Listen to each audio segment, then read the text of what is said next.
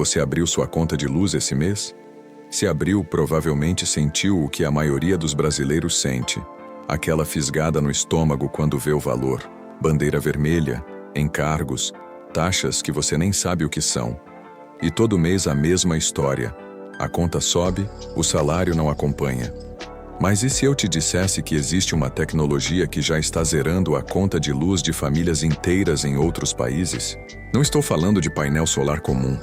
Estou falando de algo muito mais inteligente, que transforma a sua casa numa mini usina de energia e ainda te paga para fornecer eletricidade de volta para a rede. Isso já existe, está funcionando, e o Brasil está travando essa revolução. Antes de falar sobre a solução, preciso que você entenda o tamanho do problema porque os números são absurdos. Em 2025, a Agência Nacional de Energia Elétrica, a ANEEL, projetou um aumento médio de 7% nas tarifas de energia. 7%. Isso é quase o dobro do que a agência tinha estimado no início do ano. E sabe o que é pior? Esse percentual é uma média nacional. Quem mora em São Paulo teve um aumento de quase 14% na conta de luz em julho de 2025. 14% de uma vez.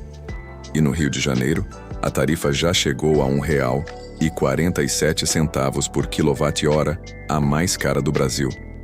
Para 2026, a ANEEL projeta gastos de 52,7 bilhões de reais apenas na conta de desenvolvimento energético, a famosa CDE, esse fundo cheio de encargos que a gente paga sem saber direito para quê. E não é só o reajuste anual. O sistema de bandeiras tarifárias é outro mecanismo que transforma sua conta numa caixinha surpresa todo mês. Quando os reservatórios das hidrelétricas baixam, e nos últimos anos isso tem acontecido com frequência, o governo aciona as termoelétricas que geram energia mais cara. E aí vem a bandeira vermelha. Em agosto e setembro de 2025, a bandeira vermelha patamar 2 estava ativa, cobrando R$ 7,87 a mais para cada 100 kW consumidos. Resumindo, você paga mais quando o governo não planejou bem a matriz energética. O consumidor é quem arca com a ineficiência do sistema. E isso acontece enquanto o Brasil tem um dos maiores potenciais de energia renovável do planeta. Sol o ano inteiro, vento constante no Nordeste, rios, biomassa. Tudo isso existe. E ainda assim a conta não para de subir. Agora vamos falar sobre o que já está mudando o jogo lá fora. E eu preciso que você preste atenção, porque isso é diferente do que você já ouviu falar. Não é só colocar painel solar no telhado e pagar menos. Estou falando das chamadas usinas virtuais de energia. Em inglês, Virtual Power Plants, ou simplesmente VPPs. O conceito é revolucionário. Em vez de uma grande usina centralizada gerando energia e distribuindo para todos, imagine milhares de casas e prédios, cada um com seu painel solar no telhado e uma bateria doméstica, todos conectados por um software inteligente em tempo real. Esse software coordena tudo. Quando cada bateria carrega, quando descarrega, quando sua casa consome da rede, quando ela devolve energia para a rede. Para o operador do sistema elétrico, isso funciona exatamente como uma usina de verdade, com a diferença de que não está num único lugar. Está espalhada por toda a cidade. Isso já está funcionando em escala real. Na Califórnia, a empresa Sunrun conectou 100.000 baterias residenciais e formou uma usina virtual que forneceu 535 megawatts de eletricidade para a rede durante o pico de demanda do verão de 2025. 535 megawatts, o suficiente para abastecer centenas de milhares de casas ao mesmo tempo. Tudo saindo de baterias instaladas nas casas de pessoas comuns. E o melhor, os donos dessas baterias recebem até $400 por ano só por participar do programa.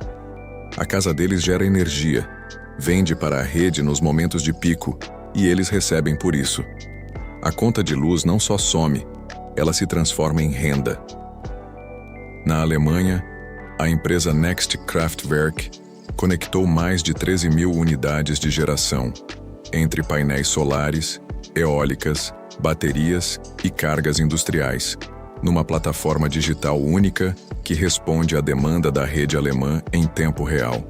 Isso reduziu significativamente a necessidade de acionar usinas a gás para controle de frequência. Na Austrália, a Tesla implementou sua usina virtual no estado da Austrália do Sul, com dezenas de milhares de baterias Powerwall instaladas em residências. O sistema fornece serviços diretos para a rede elétrica australiana, estabilizando a frequência e reduzindo os picos de demanda. Já em Porto Rico, ilha que sofreu apagões devastadores após furacões, a Tesla lançou uma usina virtual com potencial de mais de 300 megawatts, envolvendo 75 mil proprietários de baterias. Uma ilha inteira se tornando resiliente através das casas de seus próprios moradores. Mas como isso funciona na prática para o morador comum? É mais simples do que parece. Você instala um painel solar no telhado, já é comum no Brasil. Junto com ele, instala uma bateria doméstica. Essa bateria armazena o excedente de energia que você gera durante o dia. À noite ou em dias nublados, você usa essa energia armazenada. Até aqui já é o sistema que muita gente conhece. Mas numa VPP tem um passo a mais.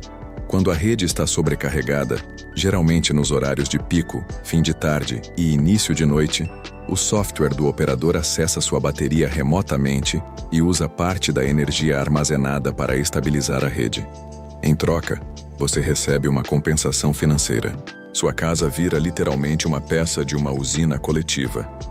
E o Departamento de Energia dos Estados Unidos projetou que, até 2030, as VPPs podem economizar 10 bilhões de dólares por ano nos custos do sistema elétrico americano, com grande parte desse dinheiro voltando para os consumidores participantes. Agora a parte que vai te deixar extremamente frustrado, desanimado, e com razão. O Brasil tem tudo para ser líder mundial nesse modelo. Somos o sexto maior consumidor de energia elétrica do mundo. Temos sol abundante em praticamente todo o território o ano inteiro.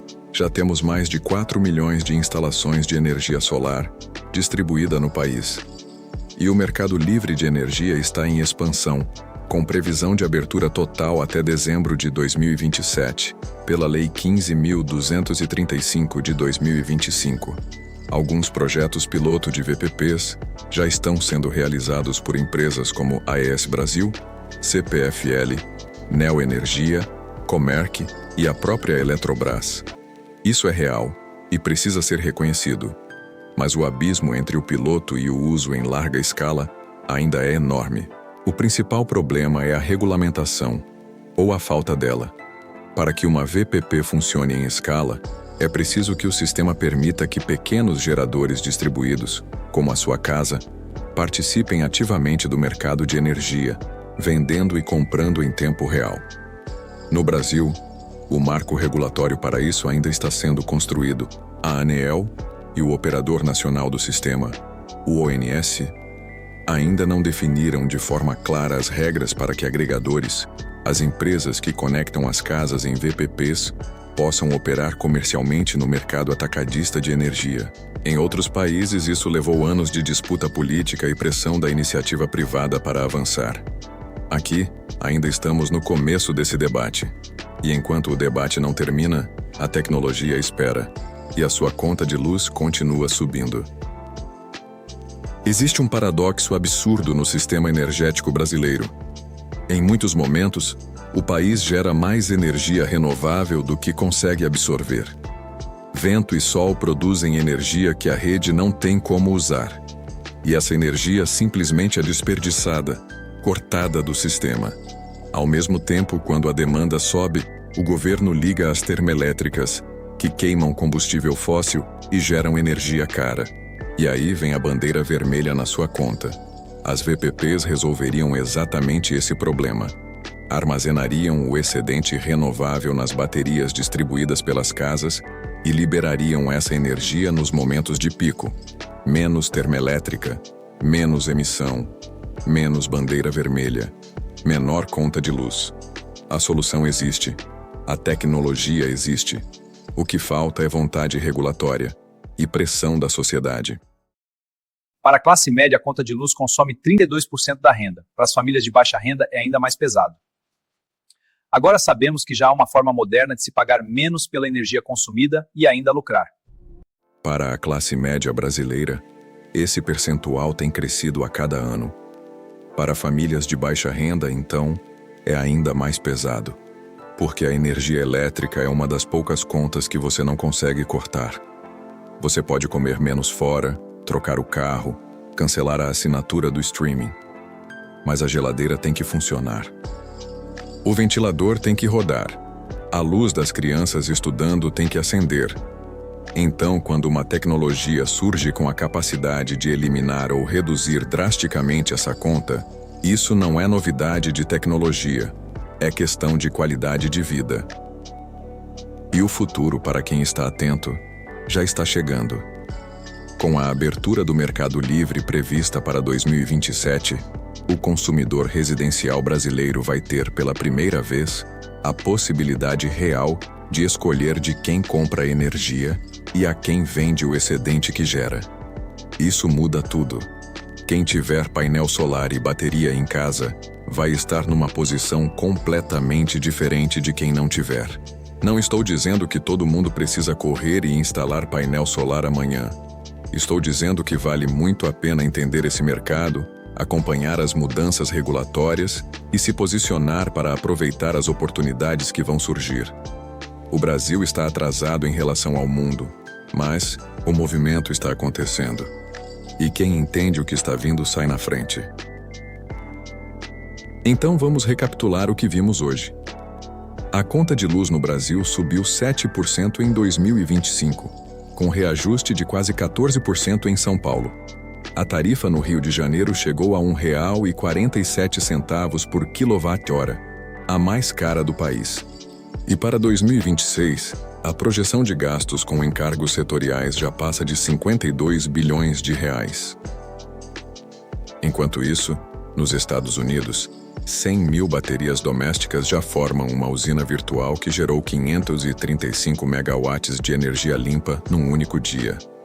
Na Alemanha, mais de 13 mil fontes de energia são coordenadas por um software que substitui usinas a gás em tempo real.